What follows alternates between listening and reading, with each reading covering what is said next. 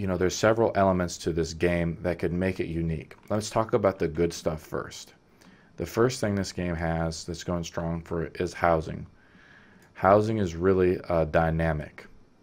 A lot of people can choose a lot of houses, and basically the ownership principle, ownership property is very high. Okay. Number two is crafting. The crafting system is very, very good. The more stuff you have to craft in this game, the better.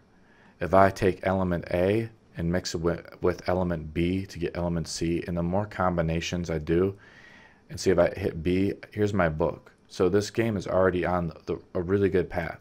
It has tons and tons of crafting stuff, more than most games.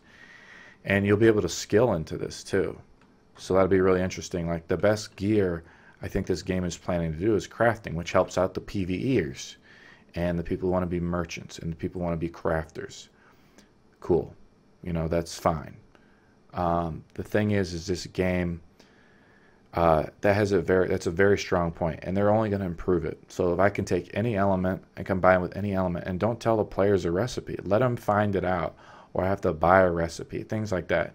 In World of Warcraft, it wasn't a discovery system. You literally had to find a dropped item, like a recipe item, and then you got it. And typically at the very high end, the crafting system sort of deteriorated. Now, I guess in ESO recently, it sort of followed the same element. Is that, you know, hey, if you got to get 40 people together to go raid a boss, or a group of, in this case, 5 people, because that's where this game is at. There's a few, I've only seen one named boss. So you go and fight that one named boss, and then you would have 5 friends together. It's much more challenging and then much more rewarding, and only drops 1 piece of loot for 5 people. That makes the loot value typically go up. So that creates tiers of items. This game does not really possess tiers of items. It has a few sets as epic gear and so forth, because they don't know where to go. And that brings us to the next point, which is PvP. Now in PvP you have 2 systems, really. You have 2 spectrums of PvP, or, you know, one line of PvP. And on this spectrum, you have at one extreme, you have a system where it's fully PvP all the time, essentially everywhere except for town, you know, so because the guards will attack you, but it's more like Skyrim. You know, anything goes, player choice. You can have any element, you know, anytime you want to get PvP'd, and any player level will PvP. In this system, or in this game design, the players have very undistinguishable amount of gear, because there's going to be no tiered gear. There might be a few little tiers like 1A, 1B, 1C. But there's not going to be tier 1, tier 2, 3, and 4, and tier 9, etc. The reason for this is because if you die in this full loot system like Ultima Online was, the gear will depreciate. And now there was an interview with Lord British where he discussed this very principle, and he says there's going to be no full loot system, essentially, because it'll depreciate the gear. All the good gear will be in a bank until the moment comes where I have to do it. So it creates a very rare sense of gear. The game designers waste their time programming gear that'll never be used.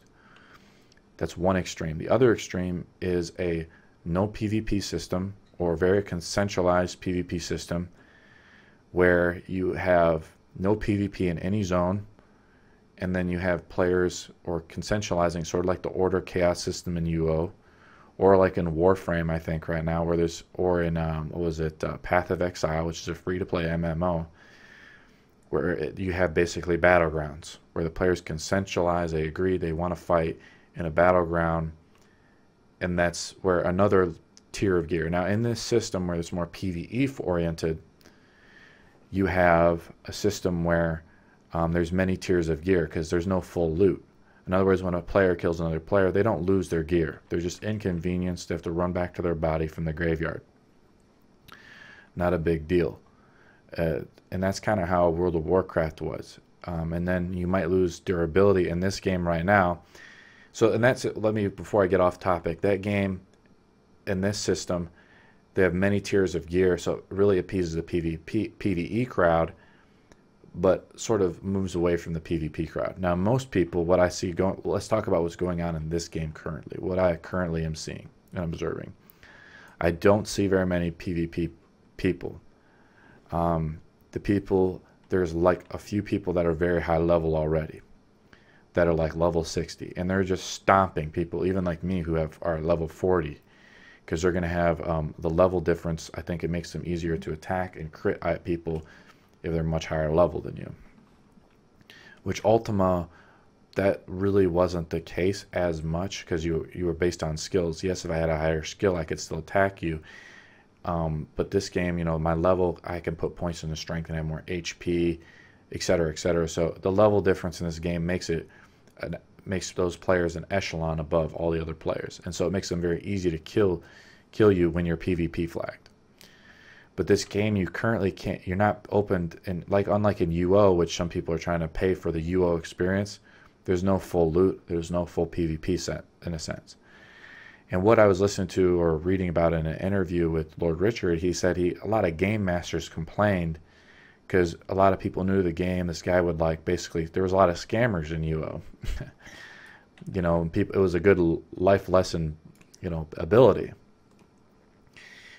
And what people would do would be like, hey, come outside of town. They would kill them. They would lose all their gear, full loot. And then they would page the game master, be like, hey, what's wrong? Like, I just lost all my gear. Well, that really put a lot of strain on the system. I propose that now I'm seeing what's happening with how player levels, or players that are so many levels higher than you, are stomping you. I propose this. Basically, I said level 30 I thought was good because it felt like I was level 30, but now that I'm seeing players higher level than me, I think actually when you get the max level, which is level 70 in this game, you are no longer a noob, really. You've gone through the whole game, you're at max level, you enter into an open PvP system, which is sort of what UO was. In other words, but you can't attack me in town because there's guards. Now the guards are really strong, but they're not indestructible, kind of like in Skyrim. And so they can attack you, and definitely, you know, you're going to get outnumbered. And as you're fighting, more guards show up. They don't instantly kill you. In UO, when you attack someone in town, they would just teleport to you, instantly kill you, and they shot you down. And that was their way to sort of get rid of the PvP system in UO. That was one of the many things they did to get rid of it, and that's what sort of slowly killed the game off. It's because it removed the danger element, which I'm going to get to in 1 second. So the guards would sort of attack you, but not really. And then if I was in town, I would be safe, relatively speaking. And in player-run towns, I could pay the taxes, and the taxes would go towards guards, which would protect the town and make it a non-PvP friendly zone. Or the players of the town could control the guards. If some unwanted guest showed up, they could defend it. They could put the guards like pets. They could set them to aggressive. Anyone who's not flagged in their guild or flagged for their town. Again, that's something that could come in a later release. These are ideas. They don't need to be implemented immediately, because I realize this is a process. I'm going to get to decks in a second. Okay. And in this system, basically, when you get to max level, you're open PvP. In other words, if I travel to another zone to help a friend farm or gather materials, I could be attacked by another player who's level 60. You could make it even lower level if you wanted to, but it would be more challenging for the lower level player. But typically by another level 60 player, another max level player could attack me without being PvP flagged. Now, if I'm PvP flagged, not only can I be attacked anywhere at max level, but I can be attacked inside a town, similar to the Order Chaos system that existed in WoW. So it really diminishes the sort of protection or flagging in PvP. In one, like I said, let's recap this real quick. In one system, the reason why you want to have this, before I recap, the reason why you want to have this open PvP system is because you're going to create a danger element. This game is about 10 times more fun, and it's 10 times more rewarding when I'm fighting other players, at least for me personally. Most games that are grinder type games, if you want to PvE and just grind up, and again, build into these unique crafting systems, and housing systems, that's cool, but there should be a danger element to gathering that, and the players make the game way more dangerous than a mob. And that's what this one guy, original designer in UO, he figured out. He figured out the danger element is much more rewarding to kill another player or defend yourself another player. For instance, I'll use the example, say you are one of these super PvEers, you want to just be a merchant or go collect materials to build up your house to make it decked out. Cool, that's your motive. You want to do it in the game, and that's why you play the game. But you need, if there's always a chance that you could be attacked outside of town if you're max level. This is a solution. And again, to recap, on one spectrum you have a less consensual lies, less dangerous world, a more trammel world, and on the other side you have more of a UO, the first edition of the UO type world, where danger lurks around every corner. A thief could pickpocket you at the bank, that type of stuff, and it's a full loot system. There should be no full loot, because you can't have full loot and have tiers of gear where you get more player differentiation, in my opinion. The only reason why, again, so you need to have the tiers of gear, so you can't have full loot. And the punishment could be like the durability loss like they have currently in the game, and the inconvenience of getting res at the graveyard, plus the res sickness, so I immediately can't come back and kill you. There's a lot of stuff, and they'll improve it along the way, but this is a pivotal period in this alpha that they needed to kind of decide on. Because the consensual PvP they have now, what I'm seeing is players are petering off. Like I looked the other day and there's a guy who turned off his PvP flag. And the reason why is all the PvP right now is happening in Owl's Head. And you have these super high level players that have been playing it, and they're just going to they can dominate say you're level 70, you can dominate 3 level 40 players easily, you know, as a level 70, high 60s player, in my opinion. Let's get on to the last element, which is a little iffy, that's undecided about this game, is basically this deck system. I suggested in my other video, this deck system, the randomization of it needs to get scrapped, because the mages are just staring at their ability bar. As a warrior, you're not going to use the deck randomization, so half of the skill tree in focus is going to be even worthless. You know, half of this tree, you can see I've given up on this. I'm only in the fixed stuff because I can't look at the game anymore and look at my ability bar. And other players will find this out after doing about 5 hours of it. They're going to the game isn't clicking the random whack-a-mole on the bar. And like I described, one player had a solution where he was trying to use his number pad key to combo. Another big problem though is the comboing system. The players won't be able to utilize combos under the fixed deck system. So again, they need to extend the GUI. There's several different ways to approach the combat system. And one way is, you know, to do sort of how all the other MMOs do. And I was thinking about it. Right now they just have focus. You know, I just have HP and focus.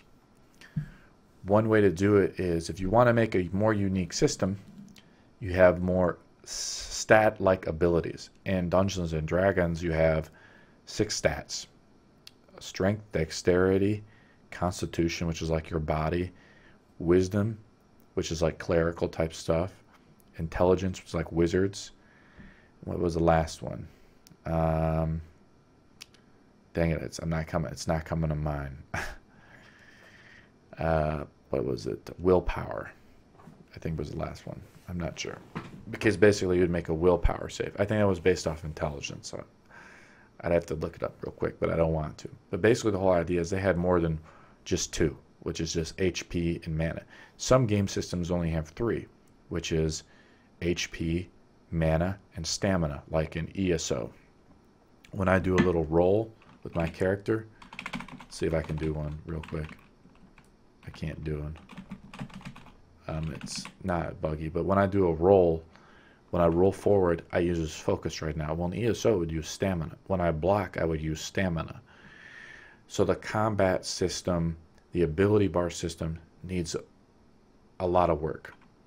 The skill tree, like you're using skill trees, or as in World of Warcraft they call them talent trees. So this is not unique. So building a random deck system is random. It's not unique. And players are going to get old. And again, the fixed dex players, they have good cooldowns. Limit the players' ability. Give the players more freedom by having as many abilities as they train in on their ability bar. They have an extensive ability bar from 0 to infinity little boxes, that they can customize in a GUI system using add-ons. Eventually they would get to this system. Maybe, 6 months from now they would be able to do something like that. But you allow the players to add an add-on to the game where they can customize the GUI to their liking. Again, that's off. It's a ways off. But what you would do is really you would get rid of deck randomization. Everybody would have fixed abilities. You would be able to limit them through stats. And if you wanted to make the game even unique, more complex, which would be more interesting in my opinion, think about maybe using more than one of these bars. Currently WoW makes it simple because everybody's in a class system. Right now this is more sandbox based because you can become anything, like the wizard with the shield and the sword I was talking about. That's fine. But this system right now with the deck randomization, even as a mage right now, and I don't want to use it because when I cast a spell I want to know I'm casting it and I'm looking at the game, and you'll never build that level of complexity that like a character, like the guy who's on his number pad trying to combo stuff. When the frame rates of this game improve, when players can play this game on 60 frames, people are equal level to that guy, I know he's going to get smoked because people are just going to run around him and he's going to be on his number pad trying to use his mouse. These are just a few suggestions. So we basically have a few good things to recap this entire video. We have a few good things. We have a very good crafting system in this game, very good housing system with lots of stuff that you can design. Like no two houses are really the same in this game. It's not like a condominium complex. There's like a little bathtub out here, and they're always creating stuff. So whoever's programming the crafting stuff is doing a great job. And the housing system and the crafting system, again, that's something that this game excels at. But it's not unique because other games do it, like Rust and so forth. But the property ownership is interesting. 3 things that are iffy right now in the game. The deck system, which I just told you about, where you kind of have iffiness. And what the developer should do is move away from deck randomization and controlling decks and move into sort of ability limitations. As a character levels up or goes into particular stats that I've described, like the focus tree could be totally revamped to sort of what I call base ability tree, where they can level up those 6 abilities, for instance. And those 6 abilities would limit your power. Like if I want more HP and be able to save against, say, death magic, which is more fortitude intensive, which is a fortitude save, that would be from Dungeons and Dragons. And you got one of the Dungeons and Dragons writer in the game from Dragonlance on this thing. And so you would go into Constitution. If I wanted more mana and intelligence and be able to save on will saves like this confusion spell, it would be intelligence. Things like that would improve the game dramatically. And players would get used to having 6 bars, and it would make the game a lot more complex and a lot more freedom and a lot more to the players. But again, if you don't want to complicate it that much, just sort of have it like ESO where you have 3 systems, that's fine.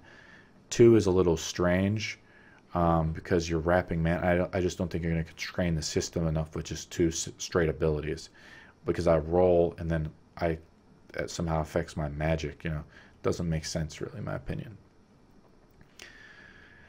And the last system is the PvP system. The PvP system is really critical because that's another factor how this game can be unique and really competitive with other MMOs. If you really want to make this game more exciting, you have to have this PvP element. And one thing I didn't touch about, I did make a post about it. Basically, you would add a reputation system to the game, just like you had in UO.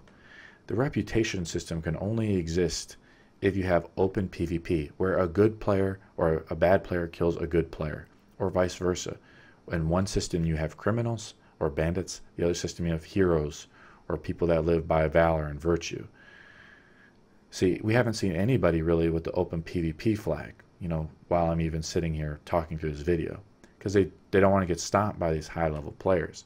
And it's fine if you don't want to participate in it, but again, that mystery, that element, that at any moment I go out and farm or do anything, I could be jumped.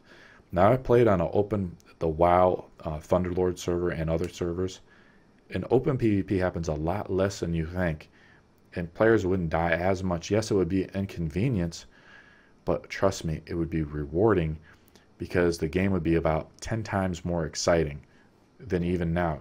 You wouldn't die as much, trust me, it doesn't happen as much, but say you do die, it creates a lot of anger. You want to go get back at that person, you go back to town, get the heroes, maybe you hire an NPC guard, and also you create, the bandits would kill you, their reputation system would say, oh, you're a red murderer, right? So, okay, wow, you're a red murderer, and now you can't come into town and you have to go to this Buccaneer's Den, kind of like what they had in UO, where you could only talk to the skill trainer in Buccaneer's Den. That's what would make this game even better, because then you would add that depth. In the consensualized version right now, there is no reputation system. By the way, there was a bounty board in UO, which was a really cool feature. And you could see the most wanted players and how much of a bounty was. So the more players, the bad bandit or whatever, the more people he killed to get loot from other players, the more higher his bounty would become. And they would, people would try to kill him, go kill his head, chop his head off, bring it back to the bounty board or a guard, and they would get rewarded. So see, there's plus and minuses to this whole system, and people could all go to band together, and your guild could band together. There could be a bounty hunters guild. You have to think big here. This game would be a lot bigger than just catering to a few people that don't want to die just a few inconvenient times. And a last thing about the PvP system is Trammell, as Lord British suggested in his interview, is sort of what caused the end of the UO. And that was the more safer path, the one when they shifted towards this other spectrum, away from full PvP. So you have to have a middle ground. Just meet somewhere in the middle of the spectrum. So, and the level 60 idea is probably the best idea, I think, and the most reasonable idea. And that way other high-level people would only be distinguished by their gear, really, but a few level 60s, you know, a really good player should be able to beat 3 level poor level or unskilled level 60s at the same time. One last thing, and the deck randomization things, if you have a randomized deck, you're not going to be able to do all the really intricate PvP systems and combat situations. You're not going to be able to attack, counterattack, and then counter a counter, which would be the highest level of play in the game. Okay? This is my video. If you guys like it, if you guys understand the sort of the caveats and to PvP and other game systems, tell me what your ideas are. You can leave a comment in the video, comment in the forum, which I post this to. I know there's only a few sort of people that post in those forums, and there's a lot of other lurkers. But if you like the video, give a thumbs up. You can subscribe or watch me on Twitch. Thanks a lot.